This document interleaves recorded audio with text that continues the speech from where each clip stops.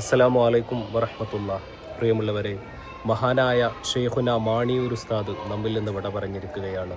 സമസ്ത കേരള ജംഇയ്യത്തുൽ ഉലമയുടെ അപൂർവങ്ങളിൽ അപൂർവമായിട്ട് ചിലർക്ക് മാത്രം ലഭിക്കുന്ന 40 മുഷാവറ അംഗങ്ങളിൽ ഒരാളാകാൻ മഹാനായ ഷെയ്ഖുന മാണിയൂർ ഉസ്താദിന് ഭാഗ്യം ലഭിച്ചു എന്നുള്ളത് അദ്ദേഹത്തിൻ്റെ ജീവിതത്തിൽ ഏറ്റവും വലിയൊരു സൗഭാഗ്യമാണ്.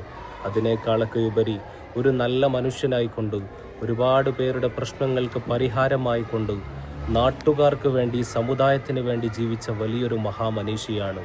നഷ്ടം നമുക്ക് മാത്രമാണ്.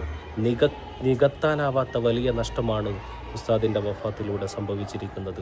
അല്ലാഹു സുബ്ഹാനഹു വ തആല മഹാനവറുകളോടൊപ്പം നാളെ ജന്നാത്തുൽ ഫിർദൗസിൽ ഒരുമിച്ച് കൂടാനുള്ള തൗഫീക്ക് നമുക്കൊക്കെ നൽകുമാറാകട്ടെ. നമ്മളൊക്കെ പേടിക്കേണ്ട സമയമാണ്. പല രോഗങ്ങൾക്കും പല പ്രതിസന്ധികൾക്കും ഉസ്താദിൻ്റെ അടുക്കിലേക്ക് പോയാൽ പരിഹാരമായിരുന്നു.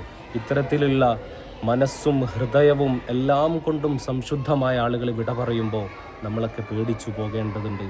ഉസ്താദിൻ്റെ മരണകാരണമെന്ന് പറയുന്നത് വാർദ്ധക്യ സഹജമായ അസുഖങ്ങൾ തന്നെയാണ്.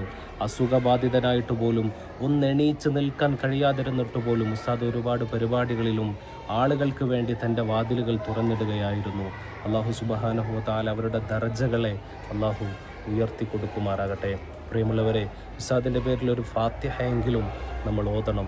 സമീപകാല പ്രശ്നങ്ങൾക്കിടയിലെല്ലാം സമൂഹത്തിന് മാതൃകയായിക്കൊണ്ട്, സമുദായത്തിന് മാതൃകയായിക്കൊണ്ട് ബഹുമാനപ്പെട്ട സമസ്ത കേരള ജംഇയ്യത്തുൽ ഉലമയെയും പാണക്കാട് കുടുംബത്തെയും ചേർത്ത് പിടിച്ചുകൊണ്ട് ഇതാണ് നേരായ മാർഗമെന്ന് ഈ സമുദായത്തിന് കാണിച്ചു തന്ന വലിയൊരു മഹാമനീഷി.